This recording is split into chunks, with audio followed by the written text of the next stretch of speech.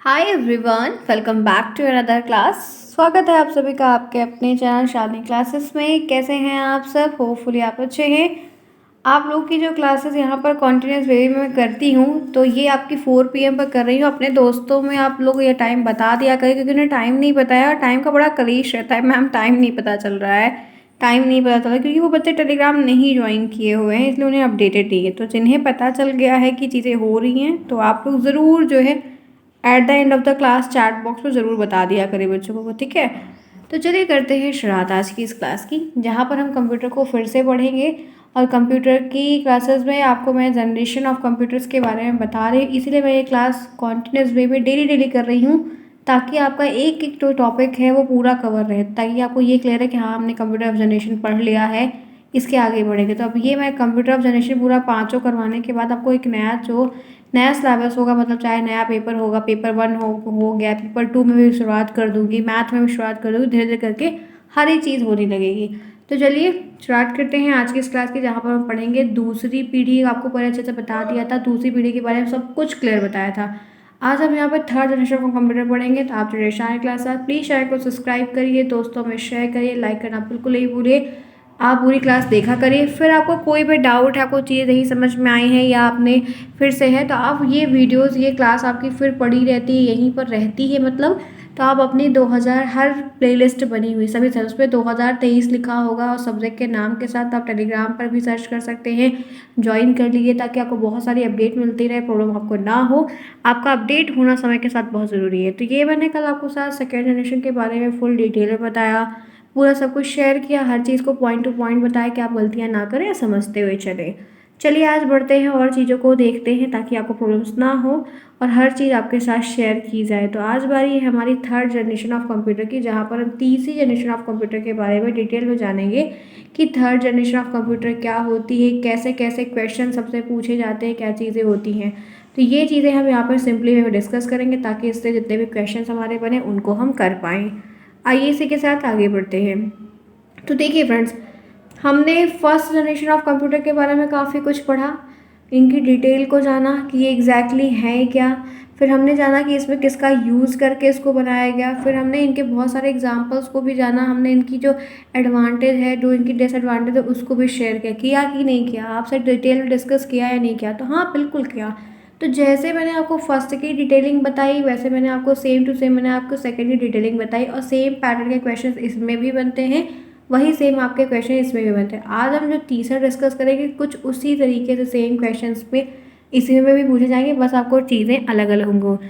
तो इसमें इस तीसरी जनरेशन में सबसे पहले पॉइंट की बात इसमें आती है, तो वो ये कही जा रही है कि कंप्यूटर की तीसरी पीढ़ी की जो शुरुआत हुई है वो 1964 में हुई थी, और उसका जो अंत हुआ वो 1971 में हुआ है। तो ये आपका जो कालक्रम है वो 1964 से लेके 1971 तक है, ये आपको ध्यान रखना है। ये चीज़ आपके मल्टीपल चॉइस क्वेश्चन में, आपको 5 मल्टीपल चॉइस क्वेश्चन आपके इस पेपर में आएंगे। ये कंप्यूटर का पेपर 25 नंबर का होगा और 18 आपको ध्यान रखने हैं। 25 नंबर का पेपर होगा, 18 क्वेश्चन आपको आएगा, इसमें 5 आपको बहुविकल्पी आएगा। तो ये आपको 1964, 1973, 1978 ऐसा देगा। तो ये आपको डेट अगर याद रहेगी तो आपको ये टिक करना होगा। तो ये एक क्वेश्चन आपको इस तरीके का सिंपल बन जाएगा। कभी कभी लिखने को भी आ जाता है, अति लघुत्तरी का प्रश्न आता है, वेरी शॉर्ट क्वेश्चन इसको इंग्लिश में कहते हैं वो।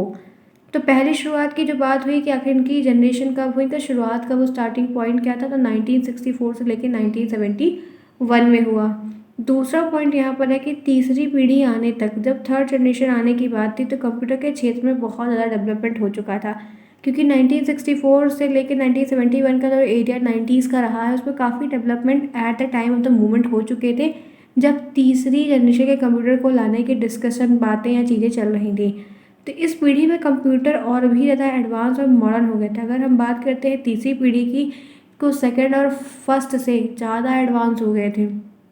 फर्स्ट से ज़्यादा एडवांस सेकंड हुआ, सेकंड से ज़्यादा एडवांस थर्ड हुआ। तो आप ये बात जान के रखिए, जो जितना लेट बनेगा वो उतना ज़्यादा टेक्नोलॉजी के साथ बन कर आएगा। तो आईफोन 14 आता है, हर साल एक आईफोन लॉन्च होता है, 14 से 15, 16, तो हर उसमें कुछ ना कुछ नया इंक्लूड किया जाता है, और सारे फीचर्स वही रहते हैं। तो वही सेम चीज़ है कि आप जितनी जनरेशन आगे बढ़ते जाओगे, उसमें आपको उतने मॉडर्न टेक्नोलॉजी और नई नई एडवांस चीज़ें उसमें आपको मिलती जाएंगी। तो ये बात हो गई। नेक्स्ट पॉइंट है कि तीसरी पीढ़ी में कंप्यूटर के अंदर ट्रांजिस्टर की जगह, मतलब ट्रांजिस्टर को हटाकर आईसी को यूज़ किया गया। आईसी का फुल फॉर्म होता है इंटीग्रेटेड सर्किट। तो एक क्वेश्चन आपको ये बनता है कि तीसरी पीढ़ी के कंप्यूटर किस, मतलब तीसरी पीढ़ी के कंप्यूटर में का निर्माण किसका यूज़ करके बनाया गया है। तब आप मुझे बताएंगे, अपनी कॉपी में टिक करेंगे, एग्जाम में लिख कर आएंगे कि ट्रांजिस्टर को यूज़ करके तीसरी पीढ़ी के सारे कंप्यूटर्स बनाए गए हैं। उसके बाद ट्रांजिस्टर को हटा करके आईसी को यूज़ करके बनाया। ट्रांजिस्टर तो सेकंड में था, पहले वाले में वैक्यूम ट्यूब था, दूसरे वाले में ट्रांजिस्टर था, तीसरे वाले में क्या है, आईसी आई। आईसी का फुल फॉर्म क्या है, इंटीग्रेटेड सर्किट होता है। आईसी का फुल फॉर्म भी आपको एक मल्टीपल चॉइस क्वेश्चन बना देता है, और ये जो ट्रांजिस्टर को हटा के आईसी को यूज़ किया, इसका भी एक मल्टीपल चॉइस क्वेश्चन बन जाता है। तो ये आपको ध्यान रखना है कि क्वेश्चन आपकी ये वाली जो लाइन है, इससे आपको दो क्वेश्चन मिल जाएगा कि एक आईसी को किसको यूज़ करके बनाया गया, और आईसी का फुल फॉर्म क्या है। फुल फॉर्म हिंदी में ही लिखेगा। जैसे देखिए कि इंटीग्रेटेड सर्किट लिखा है तो इसको ऐसे लिखते हैं ना, INTEGRATED, इंटीग्रेटेड सर्किट लिखते हैं। लेकिन इंटीग्रेटर के हिंदी में हम इस तरीके से लिखते हैं, तो ये वाली हिंदी आपको फुल फॉर्म में ऐसे ही लिखनी है। इंटीग्रेटेड की वो शुद्ध हिंदी नहीं लिखनी है, ठीक है, वो शुद्ध हिंदी नहीं लिखनी। यही जो इंग्लिश में लिखा है इसको सेम हिंदी में जैसे ये लिखा है, आपको सारे कंप्यूटर के फुल फॉर्म्स ऐसे ही लिखने हैं। कंप्यूटर में फुल फॉर्म्स और शॉर्टकट कीज़ पूछी जाती है, तो ध्यान रखिएगा, ठीक है। ये बेसिक बातें हैं जो आपको कई तरीके से क्वेश्चंस पूछ लिए जाएंगे, जो मैं आपको वन बाय वन करके एक एक जनरेशन में बताती जा रही हूँ। आप ये वीडियो जब देखते हैं, जब भी आप देखते हैं, जो भी बच्चे देख रहे हैं, तो ध्यान रखिएगा, आपका कोई डाउट है तो आप कमेंट बॉक्स से पूछ लीजिएगा। आपकी जो क्लासेस है वो शाम को 4 PM पर चल रही है, और एक अभी कंप्यूटर पढ़ रहे हैं। ऐसे हम अलग अलग सब्जेक्ट को डेली डिस्कस करते हुए बढ़ रहे हैं। हम संडे को ऑफ रखते हैं, संडे को हमारी छुट्टियाँ रहती हैं, नहीं क्लास करते हैं, और बाकी सब दिन हम क्लास करते हैं। तो मैं पंचुअल होती हूँ, मेरे में आपको देखने को मिलेगा कि मेरी क्लासेस रेगुलर होती है, मैं क्लासेस ऑफ जल्दी नहीं करती हूँ। तो ध्यान रखिए कि आपको समय के साथ आना है, क्लासेस हैं तो आपको आना है।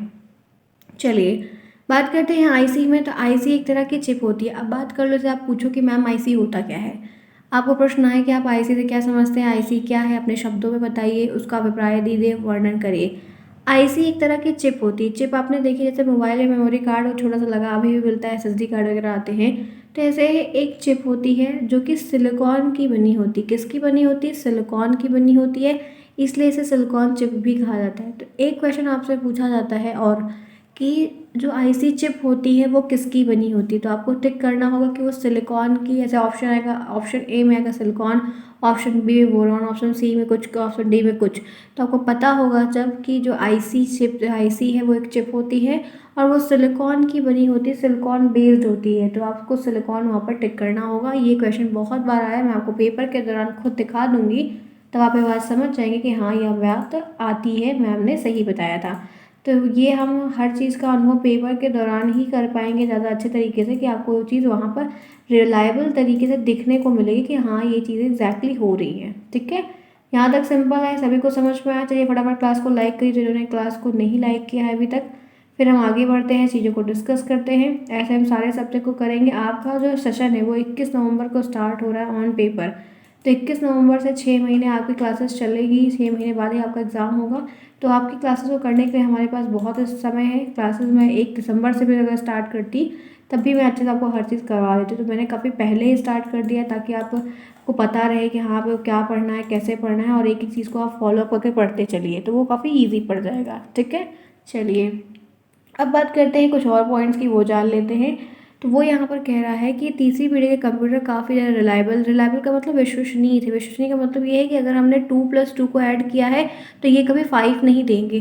तो ये तो एक छोटी मोटी कैलकुलेशन होगी, लेकिन जब हम बहुत ह्यूज अमाउंट में करोड़ों अरबों खरबों हम लोग कैलकुलेशन करते हैं तो हमें एक विश्वास होता है कि ये गलत रिजल्ट नहीं देगा, ठीक है। ये क्या करेगा, ये गलत रिजल्ट आपको बिल्कुल नहीं देगा। तो ये विश्वसनीयता उसमें रहती है और वो काम करने के दौरान आती है। नेक्स्ट देखिए, इसमें फिर है तीसरी पीढ़ी के कंप्यूटर के काम करने की स्पीड पिछले दोनों पीढ़ियों के कंप्यूटर से काफ़ी तेज़ होती है। अगर दोनों पीढ़ी जो आपने पहली और दूसरी पढ़ी, वो दोनों मिलकर अगर किसी काम को 2 घंटे 4 दिन 10 दिन में कर रहे हैं, तो ये उसको 1 दिन में 2 दिन में ऐसे करेगा। बहुत ही कम स्पीड में आपको ये चीज़ें, मतलब बहुत कम समय में और काफ़ी अच्छी खासी स्पीड में आपको ये चीज़ें यहाँ पर देखने को मिलती है, जो कि बहुत बहुत इंपॉर्टेंट है। तो ये आपको ध्यान रखना है, ठीक है। Very simple and very easy. इस तरीके से आपको चीज़ें समझ में आएंगी और कई सारे क्वेश्चन आपके इन्हीं पॉइंट से ही बनेंगे, लिखने को हो, टिक करने को, कुछ भी हो, वॉट एवर। नेक्स्ट आइए, आईसी के बारे में कहता है कि आईसी आने के कारण जब हम आईसी को यूज़ किए और इसको यूज़ करके कंप्यूटर को बनाए, तो कंप्यूटर का साइज़ काफ़ी छोटा हो गया। जो कमरे का बराबर कमरा, एक कमरे के बराबर जो बन रहा था पहले, वो इतना बड़ा था। इतने बड़े से उसको हाफ किया गया और इस हाफ से भी छोटा उसको बनाया गया। तो इसके साथ ही साथ इसमें मेमोरी की भी क्षमता ज़्यादा बढ़ गई, और जब इसमें कि जब छोटा हुआ तो इसकी मेमोरी की क्षमता भी ज़्यादा बढ़ी। पहले इसमें छोटी सी लगी थी, फिर ऐसा ऐसा करके इसकी मेमोरी की क्षमता भी इसे बढ़ा दी गई थी। इस पीढ़ी में टाइम शेयरिंग और मल्टी प्रोग्रामिंग ऑपरेटिंग सिस्टम का, ये ऑपरेटिंग सिस्टम क्या होता है वो आपको आगे बताऊंगी आगे क्लासेस में। तो टाइम शेयरिंग और मल्टी प्रोग्रामिंग सिस्टम्स को यूज़ करके उसकी पूरी सेटिंग को बनाया गया था। इस पीढ़ी में हाई लेवल लैंग्वेज जैसे कोबोल है, पास्कल, इनका भी यूज़ किया जाता है। तो कोबोल और pascal high level language, low level language, mid level language, ऐसे कई प्रकार की लैंग्वेज होती है जो कोडर्स जो सॉफ्टवेयर इंजीनियर्स होते हैं यूज़ करते हैं, जिस पे हम लोग काम करते हैं, ठीक है। तो जो डेवलपर्स होते हैं, वेब डेवलपर होते हैं, डिज़ाइनर्स होते हैं, वो सारे लोग इसको यूज़ करते हैं। तो इस तरीके से कुछ लैंग्वेजेस होती हैं, C++, जावा, C#, रिएक्ट, नोड.js वगैरह वगैरह चीज़ें होती हैं, ठीक है, ध्यान रखिएगा। चलिए, तो जितनी बातें मुझे आपको मतलब तीसरी पीढ़ी से बतानी थी कि ये चीज़ इसमें हो रही, वो मैंने आपके साथ डिस्कस कर दी और आपको बता भी दिया। अब मैं इनके एग्जांपल से आपकी मुलाकात करवा देती हूँ, वो आप देख लीजिए। तो यहाँ पर है IBM 370, ये तीसरी पीढ़ी का है, ठीक है। आपको सभी जनरेशन से दो दो एग्जांपल ज़रूर याद रखने हैं। तो ये IBM 370 है, PDP 11 है, ये कंप्यूटर्स के नेम है, PDP 11, UniVIC 1108 है, और हनीवेल है 6000, फिर DEC सीरीज़ है, और ICL 2900 है। तो इस तरीके से 3-4 नाम आपको दिए हैं, मैंने लिए हैं, आपको ये दो ज़रूर याद रखिए। और देखिए कुछ इस तरीके से था, देख रहे हैं, जो एक कमरे का बना करता था, एक कमरे से आधे कमरे का हुआ, फिर आधे से जैसे जैसे एडवांसमेंट आई, टेक्नोलॉजी आगे बढ़ी, जानकारी हुई, चीज़ें और छोटी होती गई, और ये इस तरीके से बनता चला आया। आगे बढ़िए, अब बात कर लेते हैं इनकी अच्छाइयों की, इनके एडवांटेज की। तो आपको प्रश्न बनेगा कि तीसरी जनरेशन के कंप्यूटर की कोई एडवांटेज बताइए। तो ये कह सकते हैं सबसे अच्छी बात ये है कि पिछली दो पीढ़ी, जो फर्स्ट और सेकंड हमने पढ़ी, उसके मुकाबले ये काफ़ी छोटा था। हाँ बिल्कुल है, वो कमरे कमरे के बराबर थी, ये तो छोटा सा है। नेक्स्ट इसकी बात है कि इस पीढ़ी के कंप्यूटर काम करते समय बिल्कुल कम, बहुत कम बिजली को खर्च करते हैं। सबसे अच्छी बात है कि इनकी बिजली की खपत जो है वो कम है, बिजली ये कम खाते हैं। पिछले दिन दोनों जनरेशनों की तुलना में थर्ड जनरेशन कंप्यूटर काफ़ी कम गर्मी पैदा करते हैं। ये बिजली भी कम खाते हैं और हीट भी कम होते हैं, गर्म भी बहुत कम होते हैं। इसमें डाटा को कैलकुलेट करने की स्पीड भी काफ़ी अच्छी है, डाटा को कैलकुलेशन करने का मतलब काफ़ी बढ़िया स्पीड होता है। इसको मेंटेन करना भी काफ़ी आसान है, इस कंप्यूटर को मेंटेनेंस करके एकदम हाँ एकदम अपडेट बनाए रखना भी काफ़ी ईजी है। पिछले दिनों जनरेशन की तुलना में तीसरे जनरेशन के कंप्यूटर की स्टोरेज क्षमता भी काफ़ी है। इनके पास कंटेनर जो है वो काफ़ी बड़ा है, ये बहुत ज़्यादा मात्रा में डाटा को भी कंज्यूम करके रखते हैं। ये कंपोनेंट हाई लेवल लैंग्वेज को सपोर्ट भी करते हैं, इनके जो कंप्यूटर्स होते हैं ये हाई लेवल लैंग्वेज को सपोर्ट करते हैं, और इनमें प्रोग्रामिंग करना भी काफ़ी ईजी होता है, चाहे आप लो लेवल करो चाहे हाई लेवल करो, ठीक है। तो 6-7 पॉइंट आपको, 6-7 सारे नहीं याद रखने हैं, कम से कम आपको 3 से 4 याद रखने हैं। आपको third generation computer, second generation, first, कोई भी जनरेशन है उसकी 3 से 4 एडवांटेज आपको याद रखनी है, और 3 से 4 डिसएडवांटेज भी आपको याद रखनी होगी, ठीक है। चलिए इसी के साथ बात करते हैं डिसएडवांटेज इसकी क्या है, तो ये भी लिखने को आती है। तो इनमें दिक्कत क्या है कि तीसरी पीढ़ी के कंप्यूटर भी कम गर्मी पैदा करते हैं, लेकिन इनको ठंडा करने के लिए AC की ज़रूरत पड़ती है। मतलब अगर ये गर्म नहीं होते हैं, जल्दी हीट प्रोड्यूस नहीं करते हैं, हीटिंग इसमें नहीं होती, लेकिन AC की ज़रूरत इनको पड़ती है, ठीक है। IC चिप को बनाने में काफ़ी मुश्किल का सामना पड़ा। जो IC चिप सिलिकॉन की बन रही थी, सिलिकॉन जल्दी मार्केट में ईजिली अच्छे रेट में अवेलेबल नहीं होता है, तो उसकी दिक्कत झेलनी पड़ती है। इस पीढ़ी के कंप्यूटर काफ़ी महंगे भी हो जाते हैं, जब IC बहुत महंगी मिलती है, समय के साथ IC भी बहुत सारे अपडेट होते रहते हैं और मेमोरी कार्ड वगैरह भी लगा रहता है, तो इसलिए महंगा भी पड़ने लगता है ये। उस ज़माने में IC चिप को रिपेयर करना काफ़ी मुश्किल था। मान लो IC चिप में थोड़ी बड़ी कोई दिक्कत हो गई तो उसको जल्दी से रिपेयर करना बहुत मुश्किल था, जाकर नई खरीदनी पड़ती थी। तो एक सिस्टम है, कुछ भी जलता बनता रहता है तो प्रॉब्लम्स पड़ती थी, IC को बदलना पड़ता था। IC चिप के साथ साथ काम करने के लिए स्पेशल एक वर्कर की भी ज़रूरत पड़ती थी। IC चिप के साथ ईजिली हम काम नहीं, एक स्पेशलाइज वर्कर की ज़रूरत पड़ती थी जो इस चीज़ को उसमें लगाए, फिल्ड करे, बनाए, करे सारी चीज़ें। तो ये सब कुछ देखना पड़ता था हमें, ठीक है।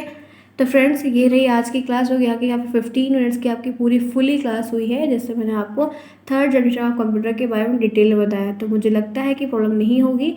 आप सभी क्लास के साथ जुड़े रहिए। समय को शाम को 4 बजे डेली आइए, शाम को 4 PM पे आपकी क्लास होगी।